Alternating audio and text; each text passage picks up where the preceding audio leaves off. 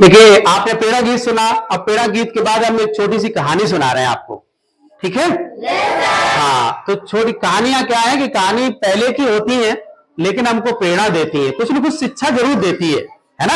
हाँ, तो कहानी ध्यान से सुनना, ध्यान से इसलिए सुनना कि उसमें बीच बीच में हम प्रश्न करेंगे। क्या करेंगे?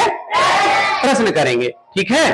हाँ, चलिए देखिए, एक व्यक्ति रोड पर था, वो कुछ वृद्ध था, बूढ़ा था, और वो बूढ़ा जो है पेड़ लगा रहा था। क्या लगा रहा था? पेड़। हाँ, पेड़ लगा रहा था, तो बड़ा सा पेड़ था, उसमें लगभग 6-7 फुट का होगा। तो कुछ बच्चे गुजर रहे थे, तो बच्चों ने कहा कि बाबा ये क्या कर रहे हैं आप? बोले बेटा हम पौधे लगा रहे हैं।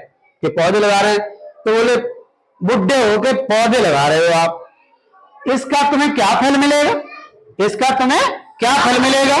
और जब तक ये थोड़ा बड़ा होगा तब तक तो तुम मर जाओगे, तब तक तुम मर जाओगे। तो ना तो तुम्हें लकड़ी मिलेगी इसकी, ना तुम्हें छाया मिलेगी, ना तुम्हें कोई फल मिलेगा, इसका क्या मिलेगा तुम्हें? क्या मतलब है? तो बुड्ढे ने, यानी कि जो वृद्ध था, उसने बच्चों को समझाया कि बेटा हमेशा अपने लिए कार्य नहीं करता, कोई अपने लिए कार्य नहीं करता, हमेशा दूसरों के लिए भी कार्य करना चाहिए। कैसे? कि जैसे मान लीजिए आपने किसी की भलाई कर दी, तो वो भलाई आपकी कभी ना कभी काम आएगी। रास्ते में आप स्कूल आ रहे हैं, रास्ते में किसी का गोबर का पला उठवा दिया अगर आपने, तो उसकी सहायता हो गई, तो आपको वो दुआ देगा, है ना? ऐसे करके हम कहीं कोई गरीब की सहायता कर रहे हैं, है ना?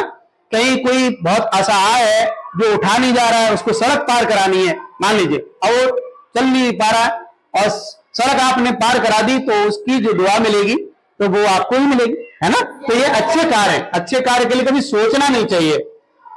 तो उसने वृद्ध ने कहा कि बेटा हमें भले ही हमें मालूम है हम वृद्ध हैं, हम बहुत जल्दी खत्म हो जाएंगे, मर जाएंगे, लेकिन आने वाली जो पीढ़ी है उसको छाया मिलेगी, फल मिलेगा, लकड़ी मिलेगी, और बीज भी मिलेंगे, सारा कुछ मिलेगा।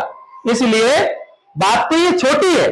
कैसी है बात? तो ये छोटी है, लेकिन बदलाव इसका बहुत बड़ा होगा, इसका फल कैसा मिलेगा? बड़ा बड़ा होगा। तो इसीलिए हमें कभी भी ये सोच के नहीं करना चाहिए कि ये छोटा काम है, लेकिन छोटे छोटे कामों से बड़े बड़े बदलाव होते हैं, है ना? तो हमें जैसे मान लो झूठ बोलना, झूठ बोलने में अगर हम कंट्रोल करेंगे, बात छोटी है, लेकिन हमेशा झूठ नहीं बोलेंगे तो ये हमारे आपके लिए जीवन में बड़ा बदलाव हो जाएगा, है ना? ऐसे चोरी करना, है ना?